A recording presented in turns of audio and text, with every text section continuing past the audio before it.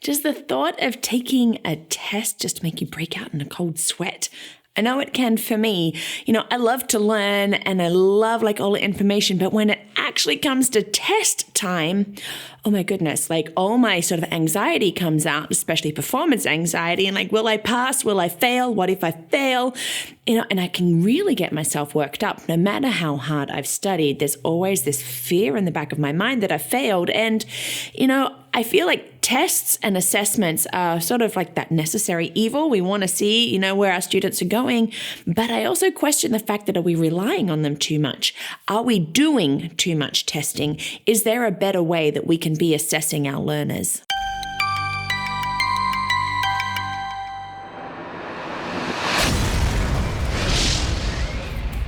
Hi, and welcome to Learning Life, and thank you so much for watching today as we look at test taking. Do you like tests?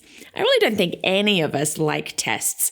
There are so many other things that we can like in this world, like these videos. Like, subscribe, join the Learning Life community. Assessments and tests. How important are they? Do we really need to be testing as much as we do? If you listen to me, you sort of will find out, I think we test too much. I think we're putting so much performance anxiety onto our students that it's taking away this love of learning, and we're becoming so sort of content driven that I really don't think that it is the best thing. And especially when it comes to standardized tests. I get why we have them. I really, really do.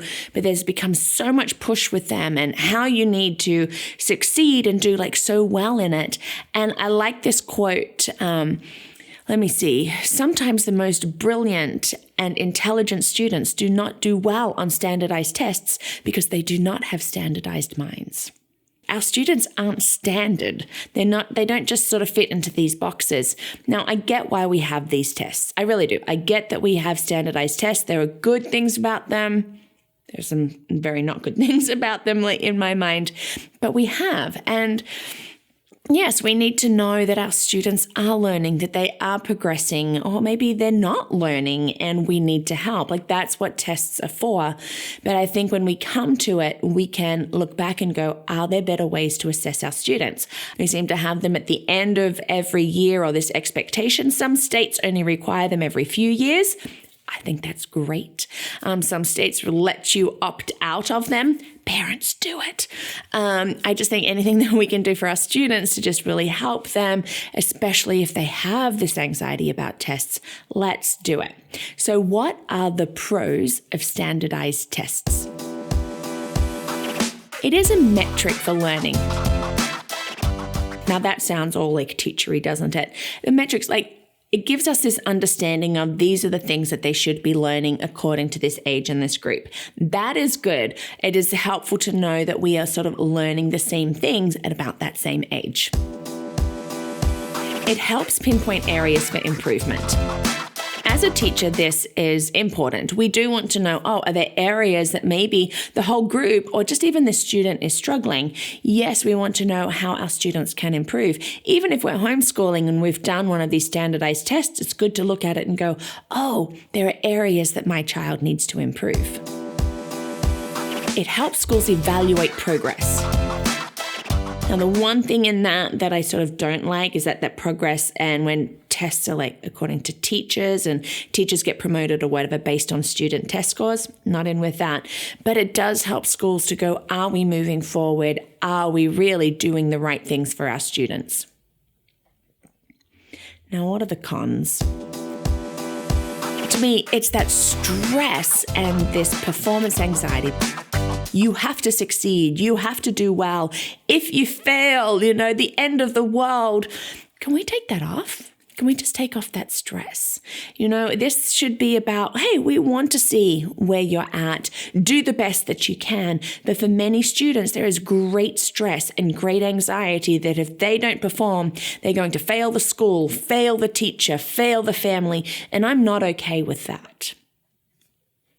There is this pressure to teach to the test. It does happen. We've got these tests and we know that they're coming. And so I'm going to teach the content that I know is going to be tested that's meant to sort of maybe help the students.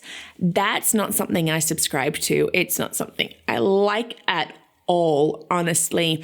And I've had students where it's like on a Monday, they're telling me, I have a science test on Friday. And I'm like, oh, great. What's it on? Let's help study. And they're like, I don't know. We haven't learned it yet.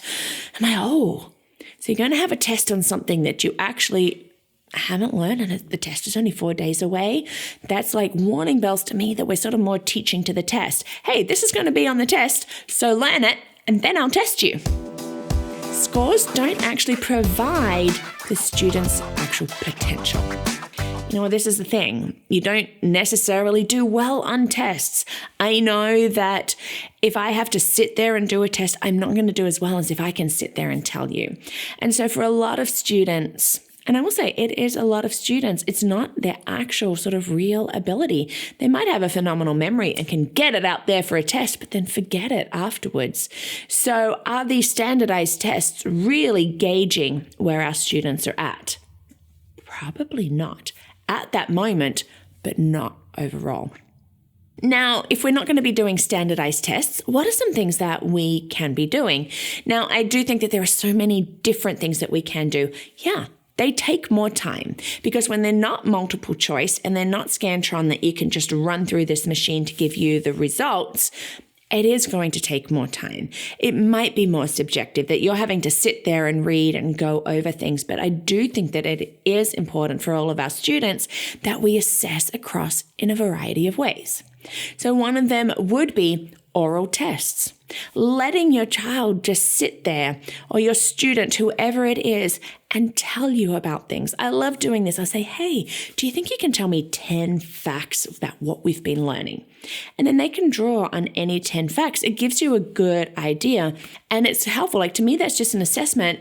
There might be rabbit trails. It's not going to be linear, especially if it's history. I know my brain, it triggers off this, that, and the other.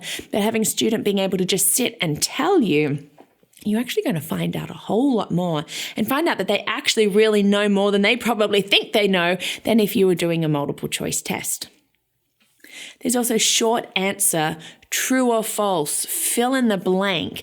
Again, these are good because you are giving opportunities to pull out this information, and you're not just having this choice of 4, where one of them is correct, so you can maybe work through and work out, and you've got down to 2 and, you guess. So true or false, you're really having to think it through, fill in the blank. All of those things can be great as assessment tools because they're having to draw from what they know. Sure, you can have word banks, you can have different things, but I find that this is a great thing for assessing. Now, I love written as well. Like, I would rather a student write a story and then I can assess their spelling, their punctuation, their grammar, their ability to write cohesive sentences. That way, than just a grammar test or find out which one is these sentences is wrong. Yes, it takes more time, but I think that we find out so much more about our students based on this. And of course, one of the easiest things that we really can do is just look at the progression of their work. Is their handwriting improving?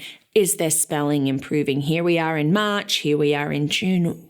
Wow, look at that. We see an improvement.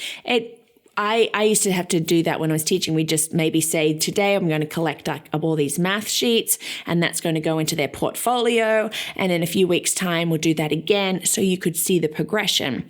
To me, that's an ongoing assessment, and I think that this can be a really good thing. We need to assess. We do. We need to know where our students are at, but we're putting too much pressure on these tests and performing instead of assessing and being like, oh, what do you know? Are there any gaps? Now, when it comes to homeschooling, I get, some families are like, I don't really know where my students are at. What can I do? Well, there are things. there are a number of curriculums that already have all of their testing and their quizzes already built in to all of it. And so you can follow that, and that is helpful. But maybe you're more like me, and I'm not following a set curriculum. I also don't believe in testing in the younger grades. But even as you move up, there are things that you can be doing. And one of the things I would really encourage you is to check out your Department of Education's outcomes and goals and what they expect of a student by the end of a school year.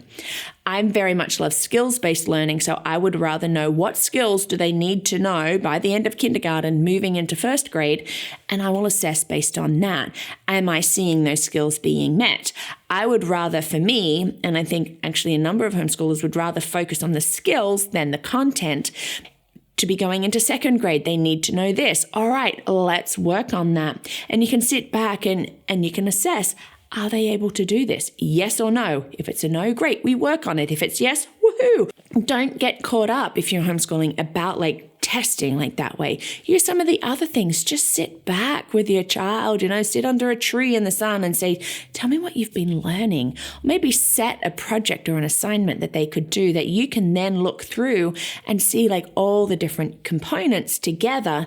And this way you can assess and are you achieving what the state is setting out or your county or whatever it is? Yeah, you can easily see that. And then above all, are they improving over time? And that's really what we want to do. When we are assessing, we're looking to see, are they improving? And to me, that is what's really important. Seeing that improvement, removing test anxiety, and going, great, learning is happening. This is awesome. Let's make the most of it. Well, thank you so much for watching today, and just tests. If you have questions about tests or your child is struggling with the anxiety of tests, hey, I'm here. I would love to help you. I love to help families, to coach and support, especially in these areas, especially as we build up to a standardized test time. You know what? It doesn't have to be a burden. It doesn't have to be a stress. And we can work out ways to help your child study and feel better about taking these tests. If you would like to be part of our community, you can join us through Patreon as a champion, a Learning Life champion. You can check that out at patreon.com or check it out on my website, LearningThis.Life.